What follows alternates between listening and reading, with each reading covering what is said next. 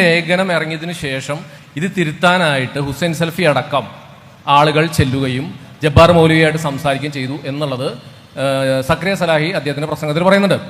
അപ്പൊ ഇത് ഈ ലേഖനത്തിൽ ഈ പറയുന്ന കാര്യത്തിൽ യാതൊരു തെറ്റുമില്ല, അതെല്ലാം കറക്റ്റാണ്, നമ്മുടെ ആദർശങ്ങൾ പഴയ പോലെ തന്നെ ഈ ജബ്ബാർ മൗലവി എഴുതിയതാണെങ്കിൽ അത് എന്തിനു തിരുത്താനായിട്ട് ഹുസൈൻ സലഫി നിർബന്ധിതനായി കൃത്യമായിട്ട് ചെന്നു എന്നുള്ളതാണ് അറിയേണ്ടത്.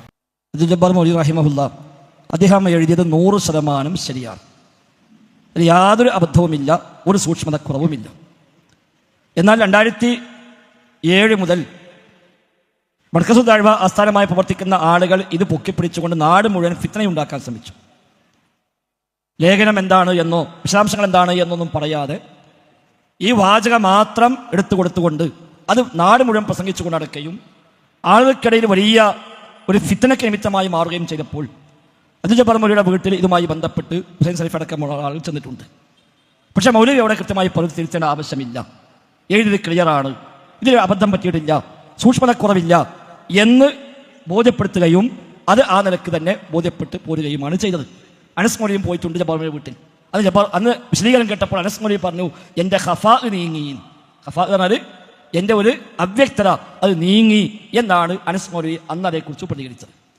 എന്നിട്ടാണ് 2012 എൻ്റെ ഓർമ്മ, ആലപ്പുഴയിൽ വെച്ച് അവിടുത്തെ ഒരു വിജ്ഞാനവേദിയിൽ ജബ്ബാർ മൗലവിയെ സാക്ഷിയാക്കി, ജബ്ബാർ മൗലവി വേദിയിലുണ്ട്, ഞാനും എന്ന വേദിയിലുണ്ട്, അങ്ങനെ ജബ്ബാർ മൗലവിയെ സാക്ഷിയാക്കിക്കൊണ്ട് അനസ് മൗലവി ഇവിടെ പ്രഖ്യാപിച്ചു ഇതിൽ യാതൊരു അബദ്ധവുമില്ല.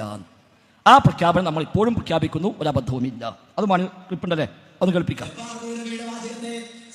നടത്തി മാറ്റി ദുർവ്യാഖ്യാനിച്ചുകൊണ്ട് അതേ ജിന്നുകളോട് പ്രാർത്ഥിക്കാമെന്ന് ജബ്ബാർ മൗലവി പറഞ്ഞിരിക്കുന്നു, ജിന്നുകളോട് സഹായം തേടാമെന്ന് ജബ്ബാർ മൗലവി പറഞ്ഞിരിക്കുന്നു, അതിന് ജബ്ബാർ മൗലവി അനുവാദം കൊടുത്തിരിക്കുന്നു എന്ന പച്ചക്കള്ളം ഈ നാട് നീളം പ്രചരിപ്പിക്കുകയാണ്. ജബ്ബാർ മൗലവിയുള്ള ഈ സദസ്സിൽ ജബ്ബാർ മൗലവി സാക്ഷി നിർത്തിക്കൊണ്ട് ആ വാദത്തിന് മറുപടി പറയുന്നു. ഒരിക്കലും അങ്ങനെ ഒരു വാദം മുജാഹിദ് പ്രസ്ഥാനം അവതരിപ്പിച്ചിട്ടില്ല, അവതരിപ്പിക്കുകയുമില്ല. കൃത്യമായി കാര്യങ്ങൾ പറഞ്ഞു കൊടുക്കും. അതിനെ ദുർവ്യാഖ്യാനിക്കുന്നവർ ദുരുദ്ദേശത്തോടെ ഈ പ്രസ്ഥാനത്തെ നോക്കിക്കാണുന്നവർ മാത്രമാണ് എന്ന തിരിച്ചറിവ് നമുക്ക് ഓരോരുത്തർക്കും ഉണ്ടാകണമെന്നാണ് ഈ സന്ദർഭത്തിൽ ചുരുക്കി സൂചിപ്പിക്കാനുള്ളത്. കണ്ടോ, വ്യക്തമാണ്. അതാണ് ഇപ്പോൾ നമ്മൾ പറഞ്ഞത്.